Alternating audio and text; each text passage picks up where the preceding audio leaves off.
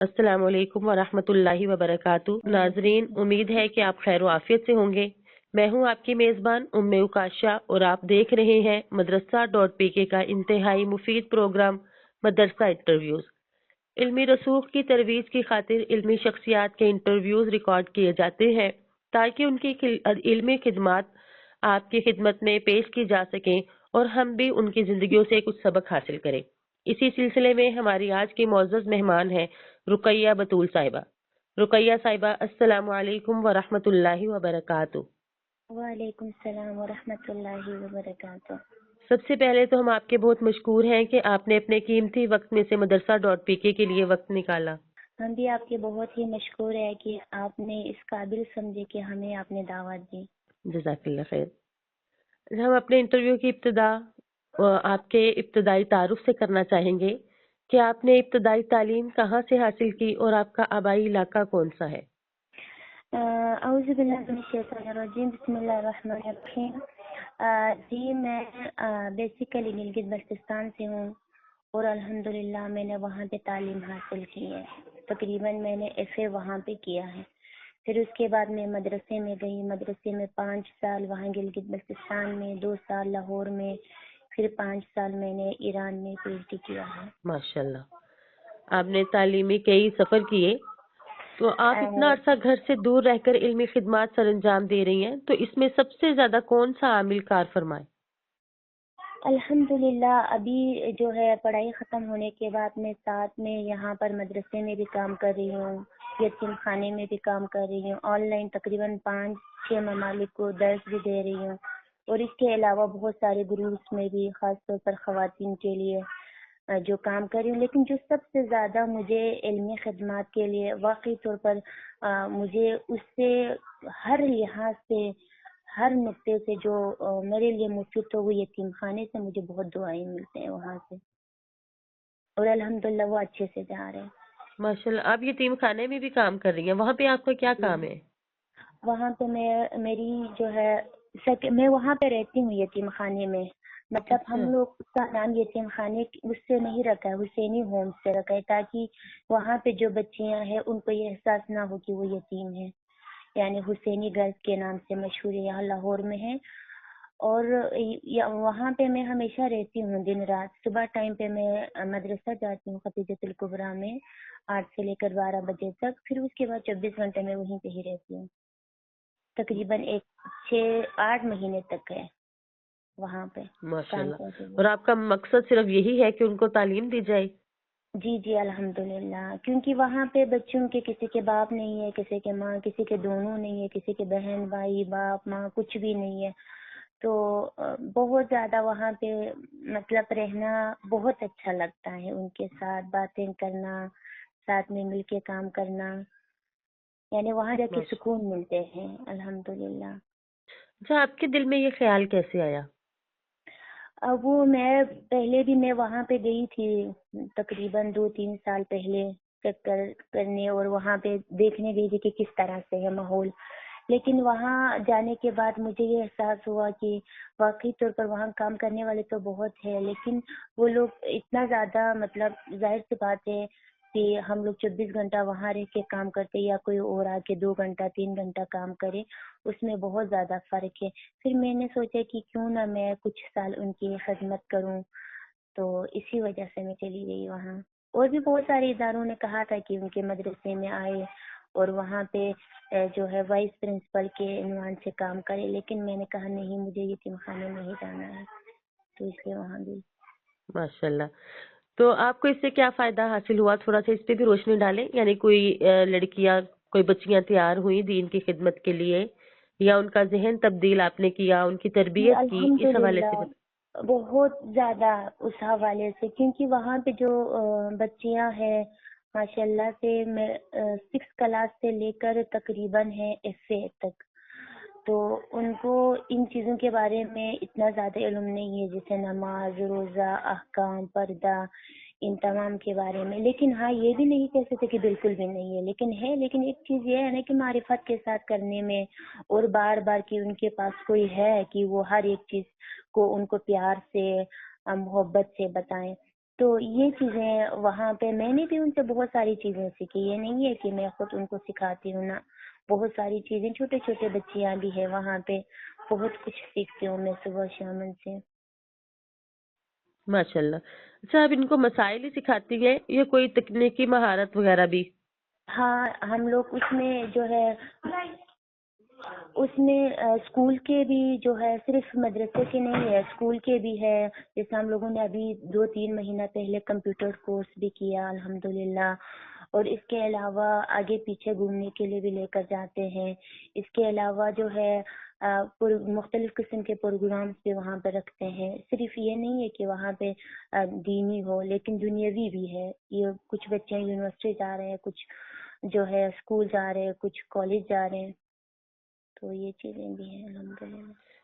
ماشاء اللہ. اچھا آپ اس کے علاوہ مدرسے میں بھی جاتی ہیں, آپ نے یہ بھی بتایا کہ صبح کے جی ٹائم. جی, میں صبح ٹائم پہ مدرسے میں بھی جاتی ہوں. ٹھیک ٹھیک. اچھا تو آپ کے خیال میں حفظ اور یہ ہمارا درس نظامی جو ہوتا ہے, جو کورس ہے, اس کے علاوہ مدارس میں کس طرح کے چھوٹے چھوٹے کورس ہونے چاہیے؟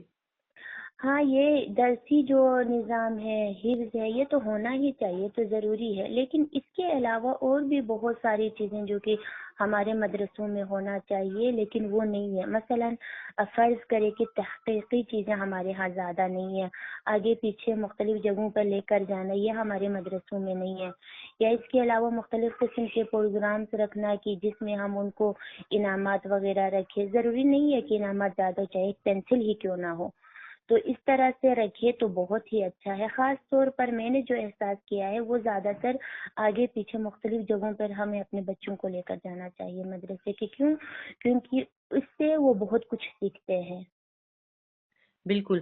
اور کورس کو چھوٹے بھی ہونا چاہیے, جیسے 3 مہینے کا, 1 سال کا, یا ضروری کچھ نہیں ہے 1 سال کا ہو, صرف 5 دن کا کورس ہو, یا مثلا 1 ہفتے کا کورس ہو, یا ہفتے میں 15 دن کا کورس ہو, اس میں ہم آدھا گھنٹہ رکھیں, اتنا بھی کافی ہے.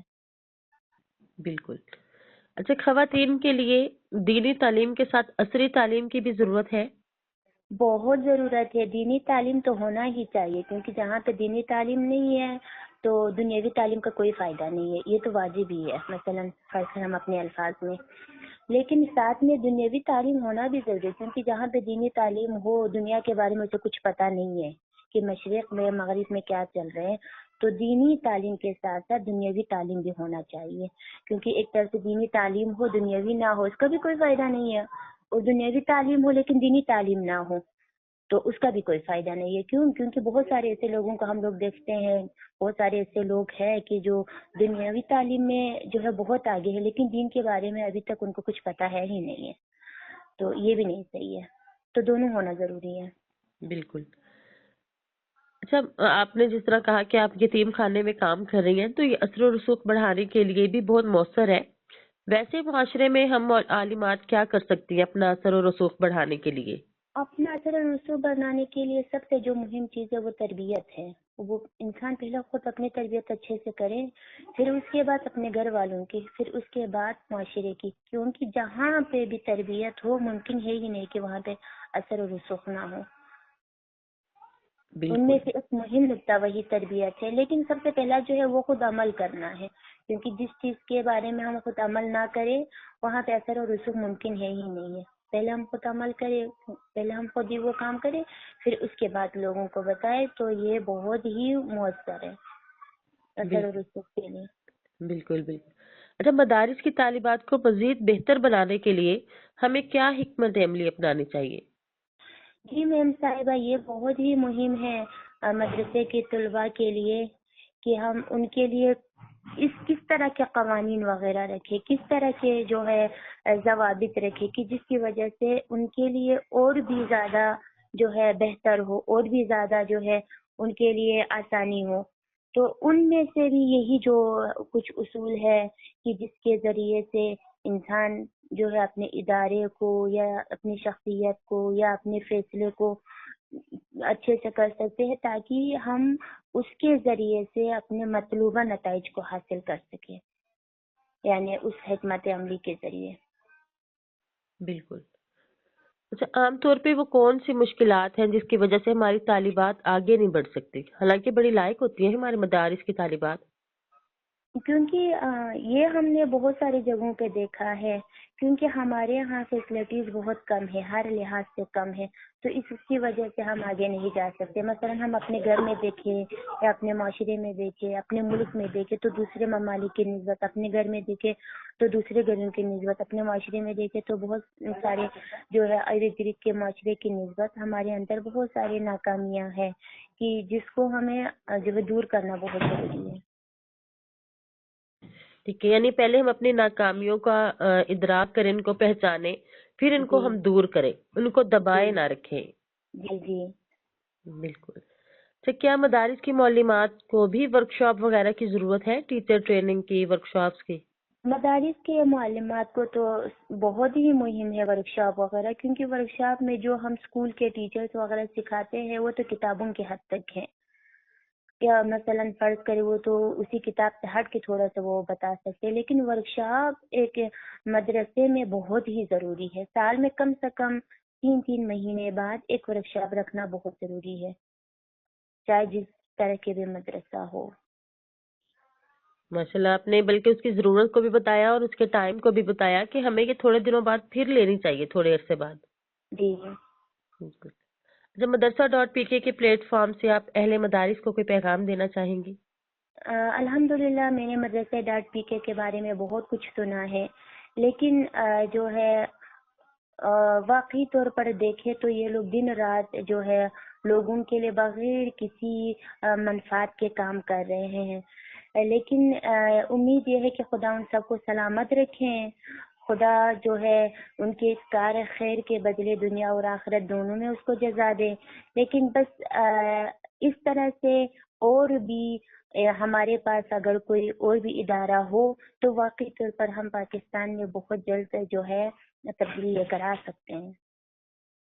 جزاک اللہ خیر، یعنی آپ یہ کہنا چاہتے ہیں کہ دوسرے مدارس والے بھی اس جی طرح کا کام بھی کریں اور ورکشاپس وغیرہ بھی کروائیں۔ جی جی، جس طرح سے یہ لوگ کرتے ہیں۔ جزاک اللہ خیر، بہت شکریہ آپ کا۔ ہم ایک دفعہ پھر آپ کا شکریہ ادا کرتے ہیں کہ آپ نے اپنے قیمتی وقت میں سے مدرسہ.pk کے لیے وقت نکالا۔ ناظرین، بہت یہ تھی شکریہ ہماری ماشاء معزز اللہ۔ مہمان رقیہ بطول صاحبہ۔ امید ہے کہ آپ کو ان کا انٹرویو پسند آیا ہوگا۔ انہوں نے بڑے مختصر انداز میں بہت بڑی بڑی باتیں کی ہیں اور ضرور ہمارے لیے یہ سبق آموز ہے۔ انشاءاللہ اگلے انٹرویو تک کے لیے اجازت چاہوں گی۔ السلام علیکم ورحمۃ اللہ وبرکاتہ۔